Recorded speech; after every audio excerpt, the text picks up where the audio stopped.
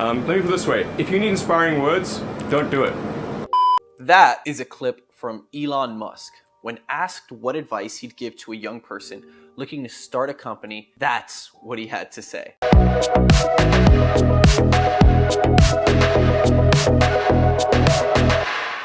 Have you ever felt passionate about something, yet you find that it never gets done? Maybe you're passionate about becoming a YouTuber or starting your own business, but months or years have gone by with this passion and you have nothing to show for it. You feel strongly about it, you get filled with emotions when you think about it, but the motivation to actually go out and do it is missing. So you start to think to yourself, I need to motivate myself. Log on to YouTube and you're nothing short of a few button clicks away from motivational speeches and videos to inspire you into action, right? Wrong. While middle-aged men screaming in your ear while generic B-roll and Batman music plays in the background might motivate you in the short term, it certainly won't last. You're not going to get long-lasting motivation from some guy screaming at you to go accomplish some vague, buzzword-filled goal. Everyone has had the experience of watching a motivational video and having it inspire them to get off their ass and go work out or study for that test. But lo and behold, just a few days later, you're back to square one. Zero motivation. The emotional spike from these videos may cause change in the short term, but it's a band-aid, not a cure. You can't hide behind some ambiguous goal to be great, whatever the hell that means. The ambiguity of hustle porn and motivational word salad shows its true colors. Its substanceless core is revealed. It's nothing but hocus pocus hot air, because when you're by yourself and it's just you and a blank screen, something deeper must come into play. A desire so great that it becomes more painful to not work than it is to work. And this desire could never come from simply feeling passionate. Rah-rah speeches and inspiration make you a slave.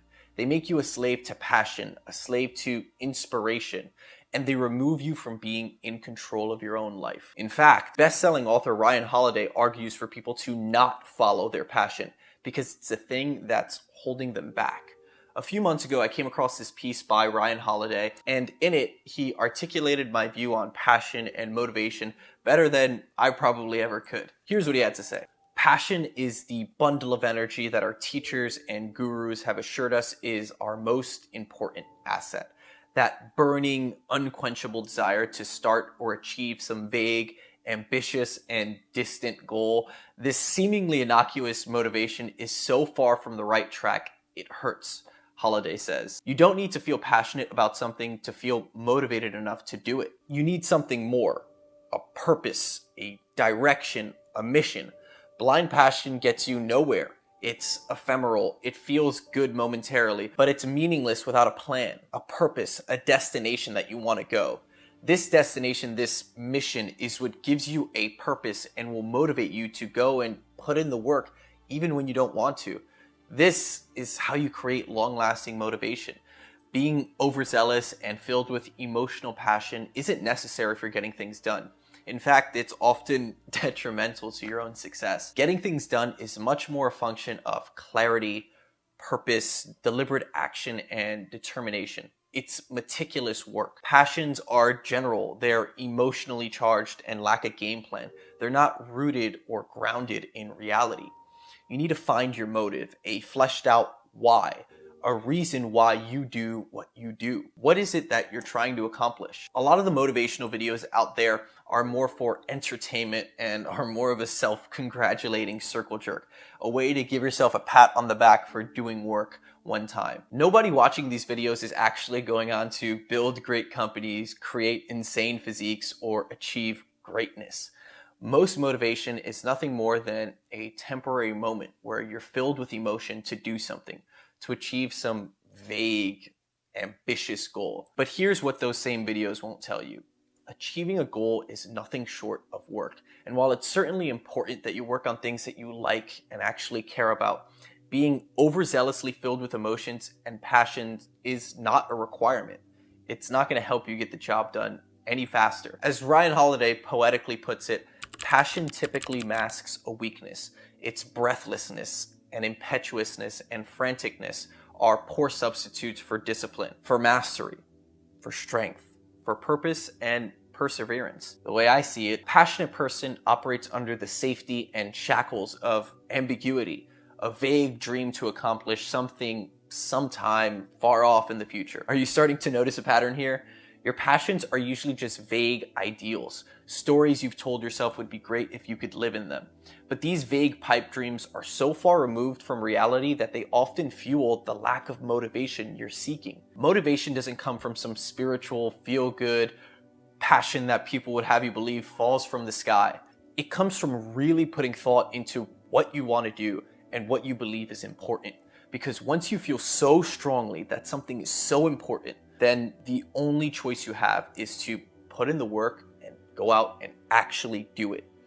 Elon Musk believes getting humans to Mars is so important that he's invested all of his time, energy, and money into it for decades. And this purpose is what drives him to create these insane businesses with even more insane results against all the odds. Showing up and simply doing the work isn't glamorous. The people who are out there actually changing the world aren't out there watching YouTube videos to try and motivate themselves. Their purpose is so strong that they're just focused on accomplishing what they set out to do. As Ryan Holiday puts it, purpose is about pursuing something outside of yourself, as opposed to pleasuring yourself. Passion being the thing that pleasures yourself. If you can spend time trying to find your purpose, finding what you're trying to achieve, and most importantly, your why, then you'll never have to spend another second trying to motivate yourself again. Now, how do you find that purpose? I can't tell you. Were I to tell you how to go out and find your purpose and go out and find your mission in life, I'd be no different than the motivational coaches